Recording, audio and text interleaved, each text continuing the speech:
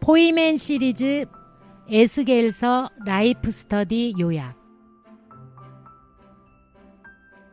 오늘은 에스겔서 라이프 스터디 11번 내용을 요약해서 소개해드리겠습니다. 하나님의 심판의 근거, 에스겔 1장. 먼저 우리는 하나님의 백성에 대한 그분의 심판의 근거를 보아야 합니다.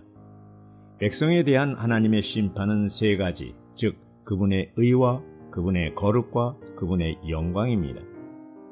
에스겔서의 첫 부분에서 우리는 하나님의 의를 상징하는 남보석처럼 보이는 보좌를 보았습니다. 또 우리는 하나님의 거룩을 상징하는 불도 보았습니다. 그리고 우리는 주의 영광을 상징하는 달아오른 호박금도 보았습니다. 이들은 세 가지 기본색을 제공합니다. 남보석 모양의 보좌는 파란색이고 불은 빨간색이며 달아오른 호박금은 노란색입니다. 이 세 가지 기본색이 함께 비추고 반사되고 굴절될 때 무지개 모양을 나타냅니다. 하나님의 의와 거룩과 영광은 하나님이 그분의 백성에게 행사하시는 심판의 기본 요소들입니다. 하나님의 백성에 대한 심판은 먼저 그분의 영광에 근거합니다. 그분의 영광에 반대되는 어느 것도 그분의 심판을 격발시킵니다. 로마 천주교 안의 많은 우상들, 개신교 안의 우상들, 심지어 회복 안에도 보이지 않는 우상이 있을 수 있습니다. 당신이 주님보다 당신의 일, 당신의 활동, 당신의 실행을 더 사랑한다면 그것이 우상입니다. 이런 우상이 하나님의 심판을 격발시키는 것이죠. 하나님의 거룩은 어떤 찢기도 용납할 수 없습니다. 당신은 하나님을 위한 순수한 보물을 어디서 찾을 수 있겠습니까? 당신이 보는 곳마다 거의 찢기만 있을 뿐입니다. 기독교는 찢기를 태울 하나님의 거룩한 불이 필요합니다. 오늘날 많은 그리스도인들이 서로 표현하는 사랑, 친절함, 겸손 등은 일종의 찢기가 될 수가 있습니다. 왜냐하면 그것은 순전히 그들의 육신에 따른 것이기 때문입니다. 그것은 순수하지 못하고 혼합된 것이요 육입니다. 오늘은 사랑하지만 내일은 미워합니다. 이것은 그들의 사랑이 순수하지 않고 거룩하지 않다는 뜻입니다. 이 모든 것은 불태워지고 심판받아야 할 필요가 있습니다. 그들에게는 하나님의 불심판이 필요합니다. 에스겔 당시의 사람들은 압제를 가했고 늑탈을 행했습니다. 그것은 불공정이요 불의였습니다. 하나님의 의의 기초 위에서 그분은 반드시 불의하고 불공정한 것들에 대해서 심판을 행하셔야만 합니다. 그분의 백성에 대한 하나님의 심판은 그분의 영광, 그분의 거룩, 그분의 의에 근거한 것이었습니다. 하나님의 심판의 수단들, 에스겔 14장 21절. 하나님은 네 가지 무서운 것, 즉 칼과 기근과 질병과 사나운 짐승으로 백성을 심판하셨습니다. 에스겔은 일부가 칼에 의해 죽었다고 분명하게 언급했습니다. 나머지 도망자들은 식량이 떨어졌습니다. 다른 자들은 역병으로 죽었습니다. 남은 자들은 짐승이 삼켜버렸습니다. 전쟁이 있는 곳에 식량 부족이 있습니다.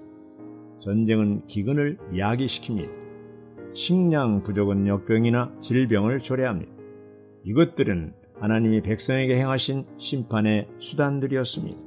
에스겔서 7장 15절부터 17절. 하나님의 심판이 있는 곳에 다툼과 싸움이 있습니다. 즉 칼이 있습니다. 만일 한 교회의 평화가 사라진다면 그것은 하나님의 심판의 칼이 임했다는 뜻입니다. 전쟁과 칼이 있다는 것은 하나님의 심판을 가리킵니다. 그것은 뭔가 우상을 숭배하고 거룩하지 않고 불의한 것이 하나님의 심판을 초래했다는 뜻입니다.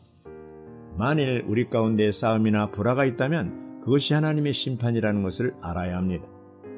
우리가 서로 싸우면 싸울수록 더욱더 하나님의 심판을 당하고 있는 것입니다.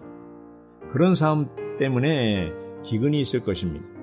교회가 싸움으로 가득 차 있을 때 거기에는 영적인 양식이 없을 것이며 오히려 기근이 있을 것입니다.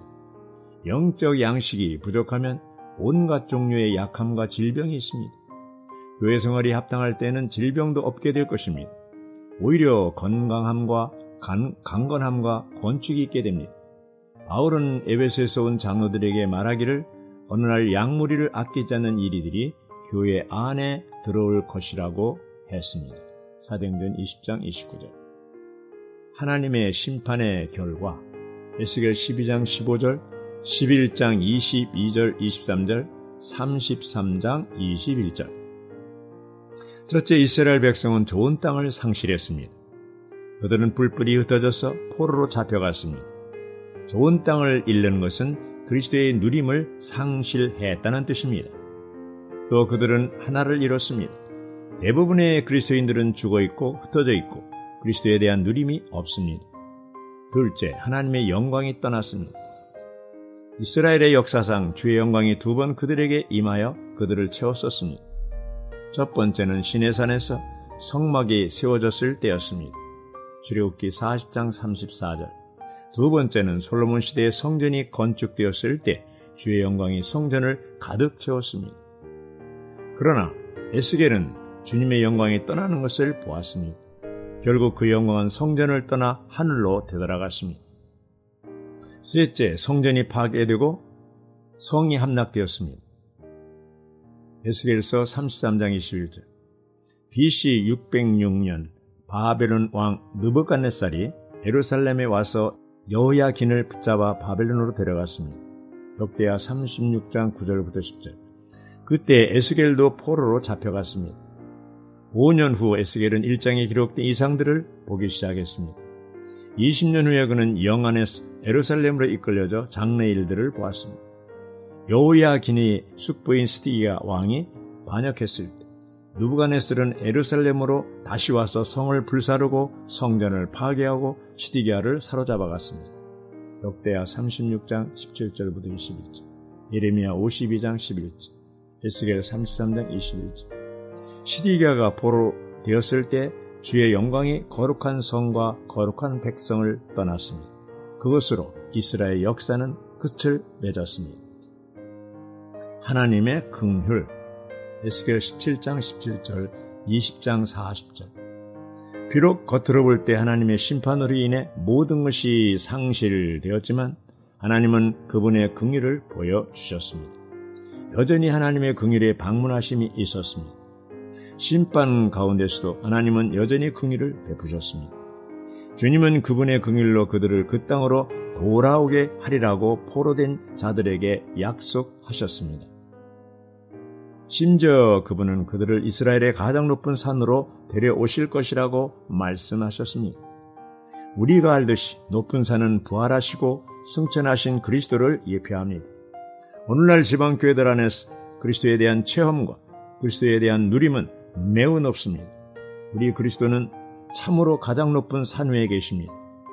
이처럼 당신은 하나님의 심판이 그분의 백성들 위에 있고 그들이 크게 시리에 빠져 있을 때 하나님은 그리스도가 그들의 소망이요 격려라는 것을 볼 수 있습니다. 비록 그들은 하나님의 심판 아래 있지만 실망하지 말고 그리스도에 의해 그리스도로 더불어 격려되어야 합니다. 심지어 하나님의 심판 아래에서도 그들은 하나님의 긍휼과 그리스도를 가졌던 것입니다. 하나님의 긍휼과 그리스도를 가짐으로 인해 주님을 찬양합니다. 아멘.